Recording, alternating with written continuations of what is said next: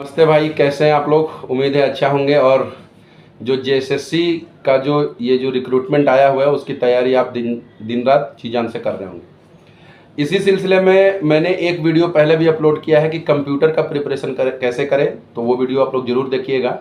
और झारखंड एसएससी के लिए जो एक बहुत ही इम्पोर्टेंट सेगमेंट है झारखंड जीके, तो उसी सिलसिले में मैं सूरज सर को बहुत खोज रहा था और बहुत दिन के बाद सर मिले हैं, तो मैं सोचा कि इनका गाइडेंस आप लोगों को प्रोवाइड करूं।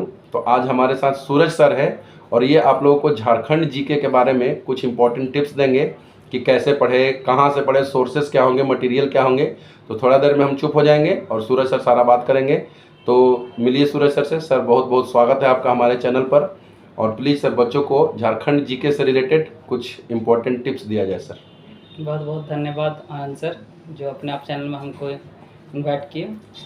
और सबसे बड़ी बात कि जितने भी बच्चे जेएसएससी की तैयारी करने वाले हैं, खास करके जैसे उत्पाद सिपाही हो या सीजीएल हो, जितने भी एग्ज़ाम हैं जेएसएससी बेस्ड जितने भी एग्ज़ाम हैं, उसके लिए एक ऑथेंटिक बुक के रूप में जैसे हम बात करते हैं, जो जैसे राम कुमार तिवारी की बुक पढ़ सकते हैं आप। तो ऑथेंटिक बुक है, लेकिन उसमें भी प्रिंटिंग मिस्टेक मिल जाएगा आपको, टाइपिंग मिस्टेक मिल सकता है, लेकिन एक झारखंड लुसेंट आता है, वो इसमें अच्छे से लिखा हुआ है और बढ़िया से। जितने भी बुक्स अभी तक आए थे जनरल कॉम्पिटिशन्स के, खास करके तो लुसेंट झारखंड लुसेंट जो किताब रहा है मेरे हिसाब से बढ़िया रहा है।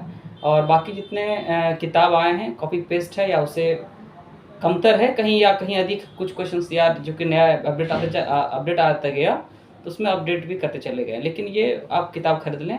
साथ सबसे बड़ी बात ये है कि एमसीक्यू जरूर बनाएं आप लोग, खास करके जितने भी एग्ज़ाम हैं उसके आप प्रीवियस ईयर का क्वेश्चन बैंक ले आएँ और किस टॉपिक से कितने प्रश्न पूछे जा रहे हैं। जैसे मान लें हिस्ट्री से है या ज्योग्राफी से 4 प्रश्न हैं, 5 प्रश्न हैं, उसी के अकॉर्डिंग उसी के क्वेश्चन पूछने का तरीका के आधार पर अपनी तैयारी को आयाम दें। साथ ही साथ एक चीज़ और करें, चूँकि ट्रेंड बदल रहा है, आप देख रहे हैं हर जब एग्ज़ाम होता है तो क्वेश्चन पूछने का कुछ ट्रैक बदल जा रहा है, कुछ टफ क्वेश्चन आते हैं। मतलब अगर 40 क्वेश्चन है तो 5 से 7 क्वेश्चन ऐसे रहेंगे जो एकदम पूरा फैक्चुअल होंगे, जो हर कोई जानेगा, वो तो मिस्टेक नहीं करना है। लेकिन 5 से 7 क्वेश्चन होंगे जो आपको मतलब पसीना ले आएंगे पूरा, है ना। तो वो इसके लिए तैयारी करना पड़ेगा आपको, है ना। साथ साथ में केवल एक बुक से नहीं, जो भी ऑथेंटिक कुछ बुक्स आते हैं, कोचिंग संस्थान पढ़ते हैं, तो टीचर्स जब पढ़ा रहे होते हैं तो कुछ वो क्या करते हैं, पहले खुद से पढ़ते हैं उन चीज़ों को कि हम जो आज बताने जा रहे हैं, तो 3-4 किताब पढ़ करके वो आपको डिलीवर करते हैं। तो फ़ायदा ये हो जाता है कि वो जब ऐसे टीचर साहब पढ़ते हैं या ऐसे संस्थान से जुड़ पाते हैं, तो वैसे परिस्थिति में क्या होता है कि आपकी तैयारी एक पुख्ता हो जाती है, क्योंकि आपको 4 किताब पढ़ने के अलावा नहीं, एक टीचर से पढ़ने का आवश्यकता हो जाता है फिर, और समय बच जाता है आपका। और समय से पहले, मतलब समय से पहले क्या बोलेंगे, आपके एक सही एज पर आपका जॉब आपका हो जाता है।